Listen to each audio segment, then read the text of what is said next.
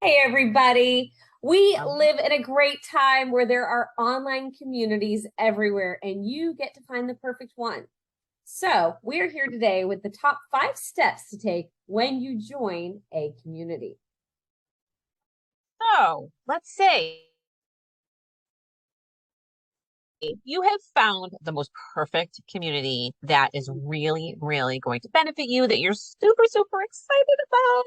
That's such a good feeling. Like really, you really feel like you found your people, you're ready to dig in. So here's some things. So number one that we want to keep in mind. Number one, you want to familiarize yourself with the rules and the guidelines of the group. And so as we know, every group has an admin, and an admin might even have what we call some moderators. And the moderators are there to just sort of assist the admin. But they come up with a set of rules and guidelines just to keep the group running smoothly, things flowing, because there may be specific things like keeping the conversation going, Mhm. not having it seem too salesy, things like that. So you want to familiarize yourself with the rules of the group and any guidelines that they have for perhaps posting, things like that. Mhm. And that's a really quick step, you guys. That takes just a few minutes and it'll save you a lot of headaches in the long run. Now, this next one is really fun to do. It might take a little bit longer, and that is to look around at the files and resources. So, your online community may be completely in like a Facebook group or a group outside of Facebook, or it could be a combination of the community being in Facebook and the resources being somewhere else. So go check out what is already there. So in a lot of Facebook groups, there will be a section called files. So look and see if anybody shared anything already that would interest you. And then just kind of look at how resources and things are organized. Because that's one thing you definitely want to be able to easily find is the resources of that community that are there to help make your life a little bit easier. Absolutely. And that's going to really help you navigate and find things so, so easily. And who knows if there's something that isn't in that file section, perhaps down the road, you can request more assistance with that. Yeah. All right. So number three, you want to take a little time to introduce yourself. So Mhm. the admin might have a specific way, maybe some creative way that they would like new members to introduce themselves. Perhaps it's like naming off maybe 5 fun things about you that people don't know about. Maybe it's sharing a photo of you. Maybe it's sharing something about your business. But you want to think about maybe just sort of a fun, thoughtful way to introduce yourself, mention perhaps how excited you are to be a member of the community, what you're really looking for, perhaps your goals, and maybe even sharing just a little bit of background about you and or your business. Absolutely, because people will be excited to see that you're joining. We all love to know the other people that are in this group with us, right?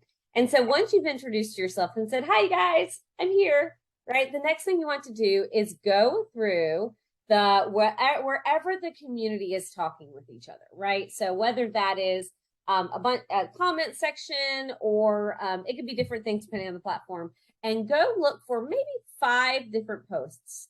And I want you to read their posts and comment and start engaging. So that can be one of those things that we kind of forget to do in the beginning is see what's already happening in there and go ahead and like acknowledge what they're doing, contribute. And that could be a really great way to go ahead and start making some of those connections that you want to make in that group. Yes. And the other members, when they see you engage like that, really will see that Mhm. you value being a member of that community and being there and sort of pitching in, Mhm. giving your advice. Um, so, certainly there are times you might just want to feel like a fly on the wall, but I think when you're new, you do want to take that opportunity to really get to know the people in the group, even just in tiny, small ways, like commenting, as Jill has suggested. Yes. And Yes. then the fifth thing we want to do is to familiarize yourself with the search function. Mhm. So if you're in, whether you're in a Facebook group or any online community, there usually is a search function. There may be a search bar. And why do we want to use that? Say you have a particular burning question on a particular topic. Chances are someone else in the group has had that same question or asked it in the past. And so this may have been a topic that has already been covered at another time in another post. So by choosing the search function, maybe you're looking for something on tutoring policies and you type that into the search function to see what old posts come up. I guarantee you are going to see topics if you're in a tutoring group like TSA, right? Yeah, you're going to see posts about that topic on tutoring policies, and there'll probably be quite a few of them because it's kind of a hot topic in the tutoring business world. Just a little bit. And so by using that, you might already be gaining a lot of new information. You might even feel like you're falling down like a little bit of a rabbit hole because it's such a broad topic. But by looking through that, you can see, okay, these are some ideas. Do I still feel like I need to make a brand new post in the group? Or do I feel like I have enough information from the search function, from previous posts to make a decision from there? Right.